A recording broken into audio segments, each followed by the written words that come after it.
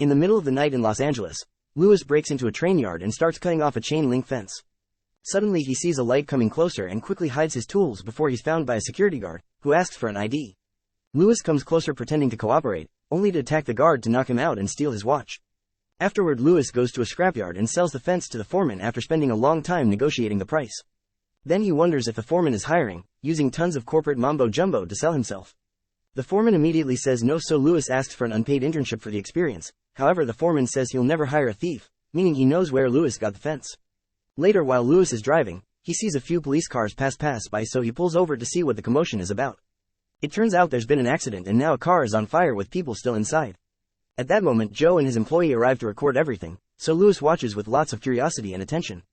When they're done, Lewis asks Joe about the job and he explains he's a stringer, meaning he rushes to places where a crime or accident has happened and records everything. Then he sells the footage to the newscast that pays the most. The only things a stringer needs are a camera and a police scanner. Finding the job appealing, Lewis asks him if he's hiring, but Joe says no. The next day, Lewis sees the accident on TV and becomes more determined to get into this business. He visits the beach and waits for a guy to get distracted to steal his bike, then he goes to pawn it off.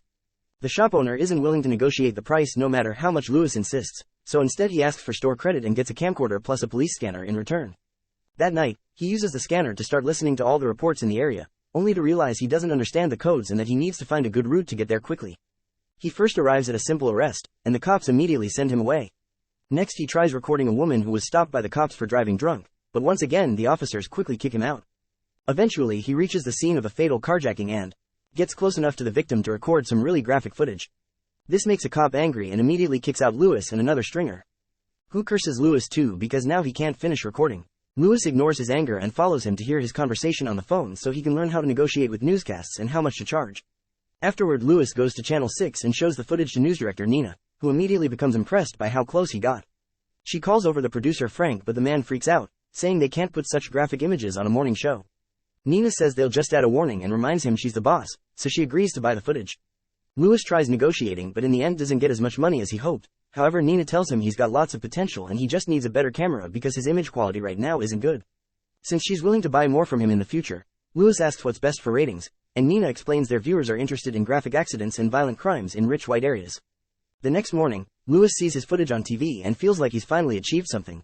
He downloads the news clip on his computer and searches for a list of police codes online to memorize their meanings. Later he meets with a young man called Rick for an interview. Once again he uses a lot of corporate mumbo-jumbo to ask questions and make Rick talk about himself, but in the end he hires him because he's got a phone, knows the area well, and knows how to use GPS.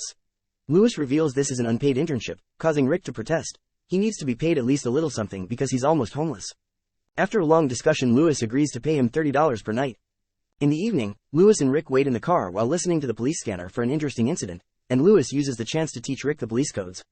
After many hours of nothing, they finally hear about a fire, so they rush there. Rick is supposed to find the fattest route on the GPS and give directions, but Lewis drives like a mania and yells at him because he's desperate to arrive first at the scene. Getting very nervous, Rick accidentally gives him wrong directions, and by the time they make it to the right spot it's too late because the paramedics have already wheeled the victim away. After Joe teases him for his tardiness, Lewis gets furious with Rick and demands better communication, so Rick asks him not to rush him. The next time they get a good lead, Lewis doesn't yell at Rick and they manage to arrive just in time. However, the police have closed up the robbed house and there isn't anything interesting to record. Lewis refuses to give up and waits for the cops to be distracted, then he sneaks inside the house to find the bullet holes in the kitchen. He rearranges the pictures on the fridge around the holes to make it look more tragic and ends the footage with the holes in the window that show the victims talking to the police. Before leaving, he steals some junk mail to get the names of the victims. Moments later, Lewis brings the footage to Nina, who absolutely loves it. Frank freaks out because it's clear that Lewis broke in and the names were stolen from private correspondence, but Nina decides to use it anyway. From then on, Lewis and Rick become very successful at finding good stories and recording them to later sell them to Nina. Rick finds the best routes for Lewis to get to the scene fast, and Lewis records every gritty detail without shame while avoiding the cops. He always watches TV to see his own work on the screen and downloads all the clips to create a collection on his computer. When he gets enough money, he gets a better camera for himself and a second one for Rick so he can record from a different angle. One night, they make it to a car crash before the police. Lewis tries to interview one of the drivers, who curses him because he's desperately trying to talk to the 911 operator. Next, Lewis checks the destroyed cars and finds the other driver dead in a dark area, so he starts dragging the body until it's in front of the car lights for a better shot. He records as much as he can until the cops arrive and send him away. Joe sees him walk by and realizes he's lost this one. Later, when Lewis brings the footage to Nina, she notices he has blood on his sleeve, but he ignores it and asks her to dinner. At first Nina turns him down, saying she doesn't want to compromise their professional relationship. However, Lewis implies that he'll stop giving her good footage if she says no, so she has no choice but to accept. The next day, Joe bumps into Lewis and explains he'll make his team bigger with various vans working for him, so he wants Lewis to join him. Lewis turns him down, and when Joe keeps on insisting, Lewis threatens him with violence. A furious Joe leaves as he curses Lewis's name. When Saturday comes, Lewis has dinner with Nina at a restaurant and admits he wants her to be his lover. Once again Nina turns him down, saying this was just professional courtesy.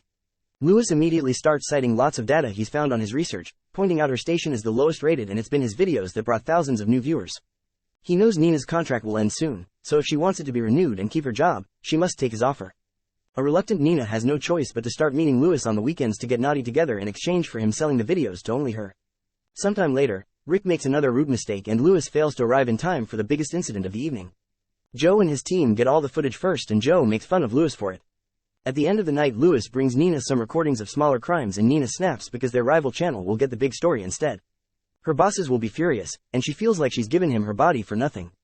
The next morning, Lewis watches Joe's footage on the rival channel and gets so angry that he smashes his bathroom mirror. Wanting revenge, he decides to sneak into Joe's house and mess with his van. That night, Lewis and Rick arrive just in time to record a car crash. It turns out it's Joe's van and he was seriously hurt in the accident, so he's being taken away by the ambulance. Rick thinks it's wrong to record a fellow stringer and says Joe is one of them, but Lewis doesn't care and comes closer to film everything anyway.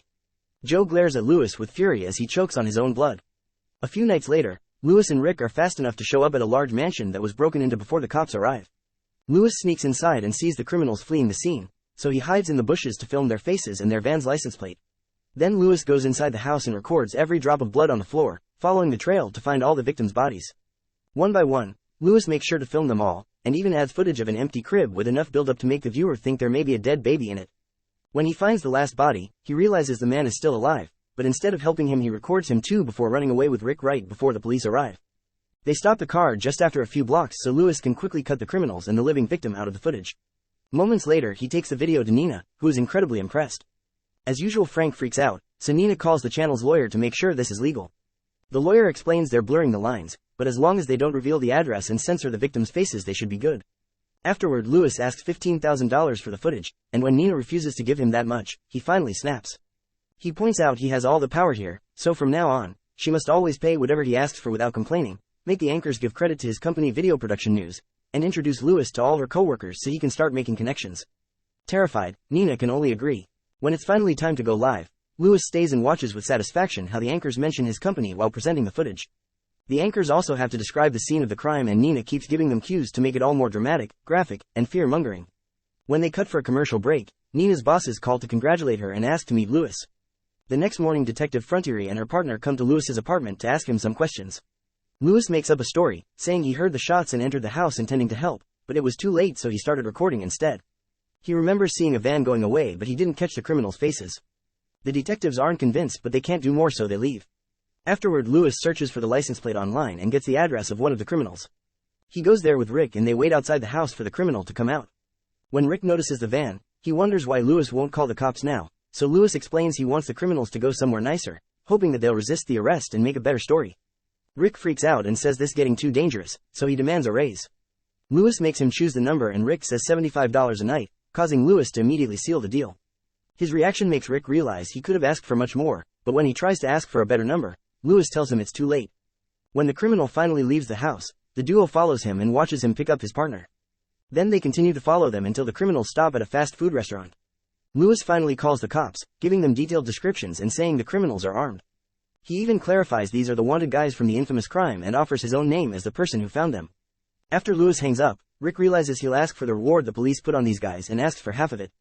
Lewis gets furious but he really needs a second camera for those extra angles, so he agrees to pay and Rick goes to stand on the other side of the restaurant. Soon the cops arrive and when they approach the criminals, the guys open fire, casing a gunfight that kills several men. Lewis and Rick film everything as one of the criminals is killed too and the other is wounded, but he can still run and get in his van to escape. The cops immediately chase after him and Lewis picks up Rick before following them as well. While Lewis drives like a maniac, he keeps yelling at Rick so he won't stop recording. The car chase is so crazy that a civilian car crashes against a police vehicle, taking it out of the game. The other police car continues to follow the criminal, who starts ramming their car with his van until it causes an accident that makes both him and the cops crash. Lewis immediately rushes to get a shot of all the bodies, and suddenly announces the criminal is dead. He asks Rick to come and record so he can learn more about the gruesome shots, but when Rick comes closer, the criminal turns out to be alive and shoots Rick down. Lewis doesn't look surprised and continues to record as the criminal comes out of the car, but before he can hurt Lewis, he hears the police arrive and tries to run away. However, the cops immediately shoot him down too. Then Lewis checks on Rick and records his injuries, making Rick realize that Lewis had known the criminal was alive and used Rick to get a better story. Lewis shows no remorse and takes Rick's camera after he dies. Afterward, Lewis brings all the footage to Nina, who is delighted by all the gruesome imagery. When they're about to go live, Frank informs her that a secret but trustworthy source has told him the crime at the house hadn't been random thugs getting violent. The family had actually been part of the mob and they were hiding illegal substances. However, Nina refuses to add that detail to the story, saying the tragedy of the common man sells more. Frank tells her she sounds like Lewis, but Nina takes it as a compliment, saying that Lewis has inspired them to reach higher. Later, Detective Frontieri comes to the station and demands to have the footage as it is evidence, but Nina refuses to surrender the tapes without a warrant. Then Frontieri takes Lewis to the station to interrogate him, but he stays calm and sticks to his story. Frontier gets angrier by the second and calls him out for his crazy and immoral work policies, yet she has to release him because she has no evidence. A few nights later, Lewis gets 2 vans with the Video Production News logo and hires 3 interns. He won't be paying any of them, but he promises that he won't make them do anything he won't do himself before they leave together to find the next story.